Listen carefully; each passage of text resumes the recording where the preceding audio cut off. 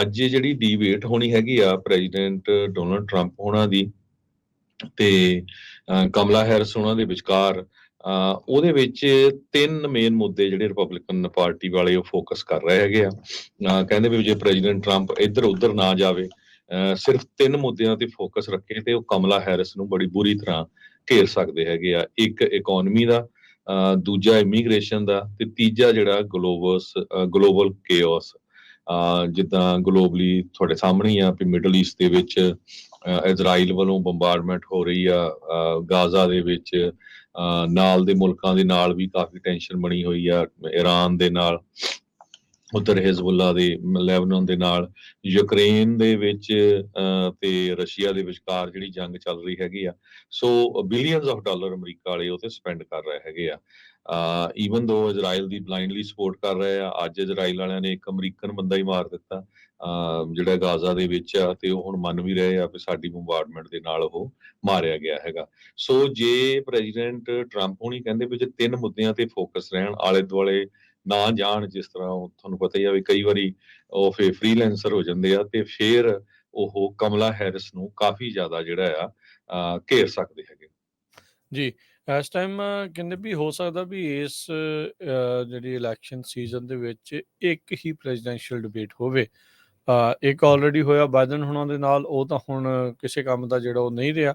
ਉਸ ਤੋਂ ਕੀ ਪਰਫਾਰਮੈਂਸ ਨੂੰ ਦੇਖਣਾ ਆ, ਉਹ ਆਈ ਗਈ ਗੱਲ ਹੋ ਗਈ ਆ।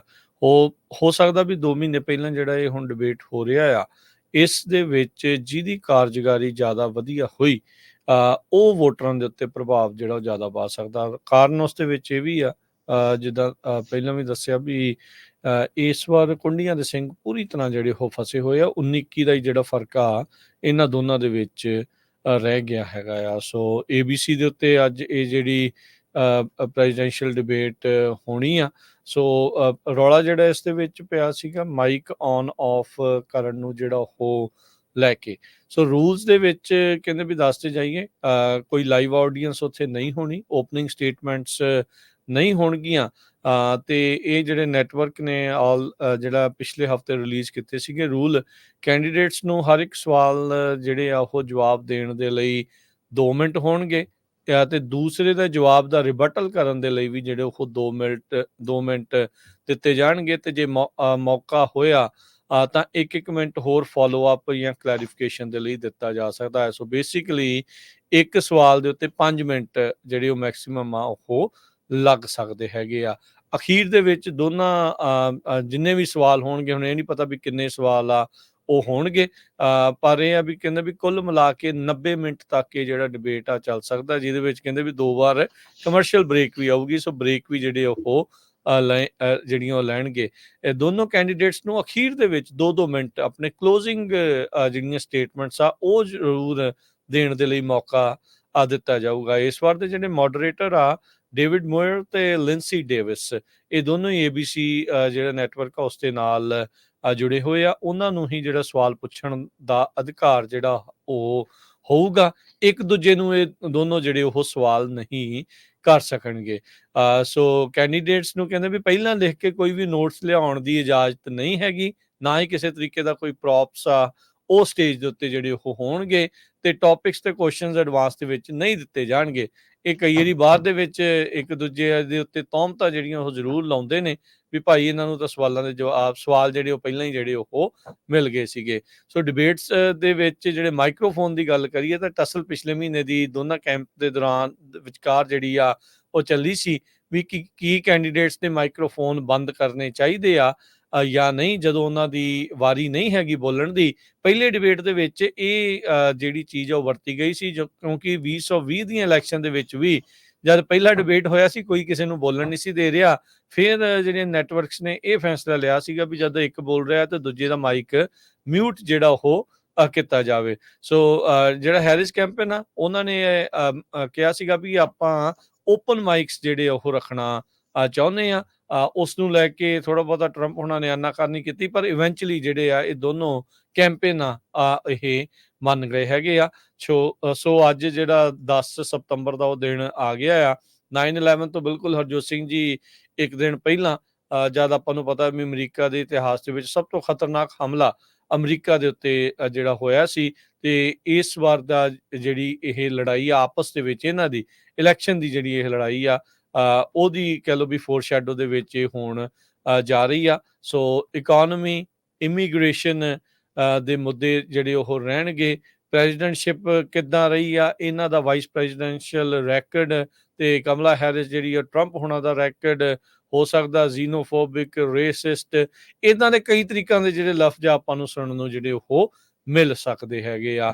ਇੱਥੋਂ ਤੱਕ ਕਿ ਕਮਲਾ ਹੈਰਿਸ ਜਦ ਪ੍ਰੈਜ਼ੀਡੈਂਸ਼ੀਅਲ ਕੈਂਡੀਡੇਟ ਸੀਗੀ ਪਿਛਲੀ ਵਾਰ ਹਰਜੋਤ ਸਿੰਘ ਜੀ 2020 ਦੇ ਵਿੱਚ, ਤੁਲਸੀ ਗੱਬੜ ਵਰਗਿਆਂ ਨੇ ਉਸਨੂੰ ਜਦੋਂ ਉਹਨਾਂ ਦੇ ਡਿਬੇਟ ਹੁੰਦੇ ਸੀਗੇ ਡੈਮੋਕ੍ਰੇਟ ਪਾਰਟੀ ਦੇ, ਇਸ ਨੂੰ ਜਿਹੜਾ ਖੁੱਡੇ ਲਾਈਨ ਜਿਹੜਾ ਉਹ ਲਾਇਆ ਸੀ। ਇਸੇ ਕਰਕੇ ਟਰੰਪ ਹੋਣਾ ਨੇ ਉਸਨੂੰ ਸਪੈਸ਼ਲ ਹਾਇਰ ਕੀਤਾ ਆ, ਤੁਲਸੀ ਗੱਬੜ ਨੂੰ ਆਪਣੇ ਖੇਮੇ ਦੇ ਵਿੱਚ ਲਿਆਂਦਾ ਆ, ਤਾਂ ਜੋ ਕਮਲਾ ਹੈਰਿਸ ਦੇ ਉਲਟ ਉਹ ਕਿਸ ਤਰੀਕੇ ਦੇ ਨਾਲ ਤਿਆਰੀ ਜਿਹੜੀ ਉਹ ਕਰ ਸਕਣ। ਪਿਛਲੇ ਕੁਝ ਕੁ ਦਿਨਾਂ ਤੋਂ ਇਕਨੋਮਿਕ ਏਜੰਡਾ ਆਪਣਾ ਟਰੰਪ ਹੁਣੀ ਜਿਹੜਾ ਉਹ ਪੇਸ਼ ਕਰ ਰਹੇ ਆ, ਸੇਮ ਉਸੇ ਲਹਿ ਦੇ ਉੱਤੇ ਜਿਹੜੀ ਕਮਲਾ ਹੈਰਿਸ ਵੀ ਜਿਹੜੀ ਉਹ ਚੱਲ ਰਹੀ ਆ। ਸੋ ਹੁਣ ਦੇਖੋ ਕੀ ਇਸ ਦੇ ਵਿੱਚ ਜਿਹੜਾ ਉਹ ਬਣਦਾ ਆ। ਤੇ ਕਹਿੰਦੇ ਵੀ ਪੋਡੀਅਮ ਦੇ ਉੱਤੇ ਖੱਬੇ ਪਾਸੇ ਕੌਣ ਹੋਊਗਾ, ਸੱਜੇ ਪਾਸੇ ਕੌਣ ਹੋਊਗਾ, ਇਸ ਦੇ ਲਈ ਵੀ ਕੋਇਨ ਦੀ ਟਾਸ ਹੋਣੀ ਆ, ਤਾਂ ਜੋ ਜਿਹੜਾ ਵੀ ਜਿੱਤਦਾ ਆ ਤੇ ਕਹਿੰਦੇ ਵੀ ਉਸ ਨੂੰ ਫਿਰ ਪੋਡੀਅਮ ਦੀ ਜਿਹੜੀ ਪਲੇਸਮੈਂਟ ਆ ਉਸ ਨੂੰ ਜਿਹੜੀ ਉਹ ਮਿਲੂਗੀ। ਸੋ ਹਾਲ ਦੀ ਘੜੀ ਕਹਿੰਦੇ ਵੀ ਆਲਰੇਡੀ ਇਨਫੈਕਟ ਜਿਹੜੀ ਕੋਇਨ ਟਾਸ ਹੋ ਕੇ ਕਮਲਾ ਹੈਰਿਸ ਜਿੱਤੀ ਹੈ, ਤੇ ਸੱਜੇ ਪਾਸੇ ਆਪਾਂ ਨੂੰ ਕਹਿੰਦੇ ਵੀ ਉਹ ਦਿਖੇਗੀ। ਸੋ ਇਹ ਕੁਝ ਰੂਲਸ ਨੇ। ਅੱਜ ਅਸਲ ਦੇ ਵਿੱਚ ਇਹਨਾਂ ਰੂਲਸ ਨੂੰ ਕੌਣ ਕਿੰਨਾ ਕੁ ਫੋਲੋ ਕਰਦਾ ਆ, ਤੇ ਪਾਲਿਸੀ ਬਾਰੇ ਤੇ ਇਹਨਾਂ ਕੈਂਡੀਡੇਟਸ ਦੇ ਬਾਰੇ ਆਮ ਲੋਕਾਂ ਨੂੰ ਕਿੰਨਾ ਕੁ ਪਤਾ ਲੱਗੂਗਾ, ਇਹ ਇੱਕ ਜਿਹੜੇ ਵੱਡੇ ਜਿਹੜੇ ਸਵਾਲ ਆ। ਤੇ ਇਹ ਖੁਦ ਸਵਾਲਾਂ ਦੇ ਜਵਾਬ ਦਿੰਦੇ ਆ ਜਾਂ ਗੱਲਾਂ ਨੂੰ ਘੁਮਾ ਫਿਰਾ ਕੇ ਕਿਸੇ ਹੋਰ ਆਪਣੇ ਏਜੰਡੇ ਦੇ ਉੱਤੇ ਲੈ ਕੇ ਜਾਂਦੇ ਆ, ਇਹ ਵੀ ਸਭ ਕੁਝ ਦੇਖਣ ਵਾਲਾ ਰਹੂਗਾ। ਸੋ ਇਹ ਵਨ ਆਫ ਦਾ ਡਿਬੇਟ, ਕਿਸੇ ਦਾ ਜਿਹੜਾ ਪਲੜਾ ਆ ਉਹ ਭਾਰੀ ਵੀ ਕਰ ਸਕਦਾ ਆ, ਕਿਸੇ ਨੂੰ ਜਿਹੜਾ ਉਹ ਹੌਲਿਆਂ ਵੀ ਕਰ ਸਕਦਾ ਆ। ਪਿਛਲੀ ਵਾਰੀ ਜਿਹੜੀ ਡਿਬੇਟ ਪ੍ਰੈਜ਼ੀਡੈਂਟ ਜੋ ਬਾਈਡਨ ਹੋਣਾ ਤੇ ਟਰੰਪ ਹੋਣਾ ਦੇ ਵਿਚਕਾਰ ਹੋਈ ਸੀ, ਤੇ 50 ਮਿਲੀਅਨ ਲੋਕਾਂ ਨੇ ਉਸ ਨੂੰ ਵਿਊ ਕੀਤਾ ਸੀ। ਇਸ ਡਿਬੇਟ ਦੇ ਵਿੱਚ ਕਹਿੰਦੇ ਮਿਲੀਅਨਸ ਆਫ ਹੋਰ ਲੋਕ ਜਿਹੜੇ ਆ ਉਹ ਹਿੱਸਾ ਲੈਣਗੇ, ਕਿਉਂਕਿ ਜਿਸ ਤਰ੍ਹਾਂ ਆਪਾਂ ਦੱਸਿਆ ਹੀ ਆ ਵੀ ਹੋ ਸਕਦਾ ਸ਼ਾਇਦ ਇੱਕੋ ਹੀ ਜਿਹੜੀ ਡਿਬੇਟ ਆ ਦੋਨਾਂ ਦੇ ਵਿਚਕਾਰ ਇਹ ਹੋਣੀ ਹੈਗੀ ਆ। ਸੋ ਬਹੁਤ ਵੱਡੀ ਗਿਣਤੀ ਦੇ ਵਿੱਚ ਅੱਜ ਰਾਤ ਨੂੰ ਇਹ ਜਿਹੜੀ ਡਿਬੇਟ ਆ ਇਹ ਵਾਚ ਕੀਤੀ ਜਾਊਗੀ।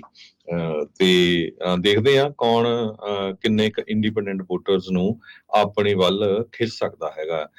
ਕੀ ਕਮਲਾ ਹੈਰਿਸ ਆਪਣੇ ਆਪ ਨੂੰ ਬਾਈਡਨ ਐਡਮਿਨਿਸਟ੍ਰੇਸ਼ਨ ਤੋਂ ਥੋੜਾ ਪਰੇ ਕਰਕੇ ਸ਼ੋਅ ਕਰ ਸਕਦੀ ਆ ਕਿ ਹਾਂ ਮੈਂ ਟੋਟਲੀ ਲਾਇਲ ਸੀ ਬਾਈਡਨ ਨੂੰ, ਜਾਂ ਮੈਂ ਇਹਨਾਂ ਇਸ਼ੂਜ਼ ਦੇ ਉੱਤੇ ਬੋਲੀ ਆ ਕਿ ਨਹੀਂ। ਇਹ ਹੁਣ ਪਤਾ ਚੱਲੂਗਾ। ਉਹ ਪ੍ਰੈਜ਼ੀਡੈਂਟ ਟਰੰਪ ਨੂੰ ਟਾਰਗੇਟ ਕਰੂਗੀ ਜਾਂ ਰੋ ਵਰਸਸ ਵੇਡ ਵਾਲਾ ਜਿਹੜਾ ਸੁਪਰੀਮ ਕੋਰਟ ਦਾ ਡਿਸੀਜਨ ਆਇਆ ਉਸ ਨੂੰ ਜਿਹੜਾ ਹਿੱਟ ਕਰੂਗੀ। ਇਕੋਨਮੀ ਦੇ ਉੱਤੇ ਕਿਸ ਤਰ੍ਹਾਂ, ਕਿਉਂਕਿ ਪ੍ਰੈਜ਼ੀਡੈਂਟ ਟਰੰਪ ਦੇ ਕੋਲ ਬੜਾ ਪੋਜ਼ਿਟਿਵ ਪੁਆਇੰਟ ਹੈਗਾ ਆ ਇਨਫਲੇਸ਼ਨ ਦਾ, ਵੀ ਇੰਨੀ ਜ਼ਿਆਦਾ ਜਿਹੜੀ ਪ੍ਰਾਈਸਿਸ ਆ, ਕੀਮਤਾਂ ਆ ਸਮਾਨ ਦੀਆਂ ਉਹ ਵਧੀਆਂ ਹੈਗੀਆਂ ਆ, ਤੇ ਉਸ ਨੂੰ ਕਿਸ ਤਰ੍ਹਾਂ ਜਿਹੜੀ ਆ ਕਮਲਾ ਹੈਰਿਸ ਜੋ ਆ ਉਹ ਹੈਂਡਲ ਕਰੂਗੀ।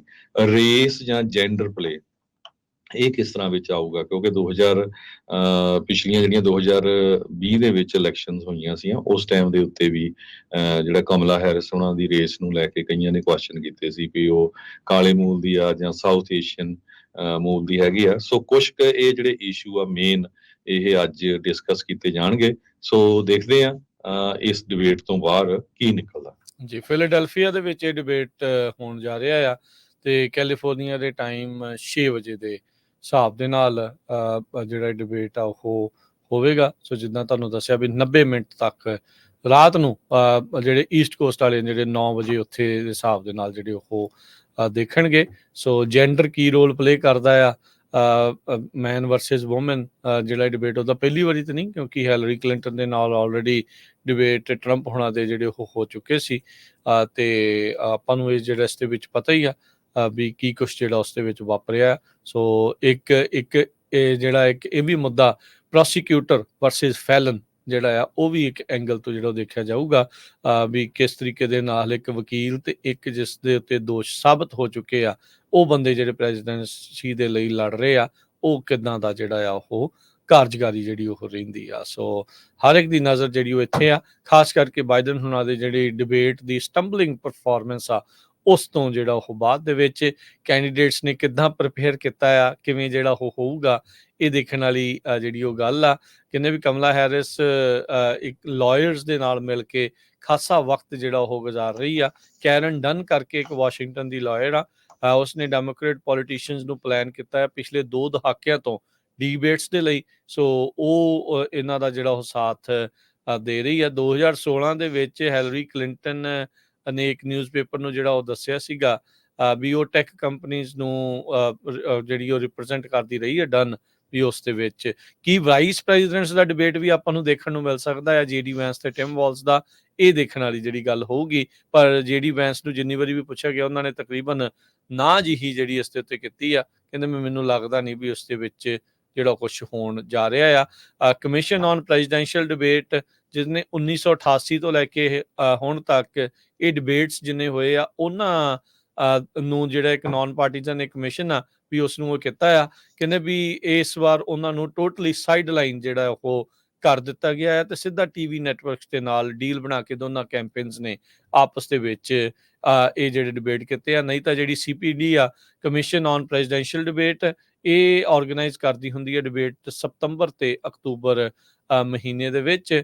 ਤੇ ਉਹਨਾਂ ਨੇ ਬਲੇਮ ਕੀਤਾ ਆ ਬਾਈਡਨ ਕੈਂਪੇਨ ਨੂੰ ਕਿਉਂਕਿ ਉਹਨਾਂ ਨੇ ਇਸ ਟ੍ਰੈਡੀਸ਼ਨ ਤੋਂ ਮੁੱਖ ਮੋੜਿਆ ਸੀਗਾ।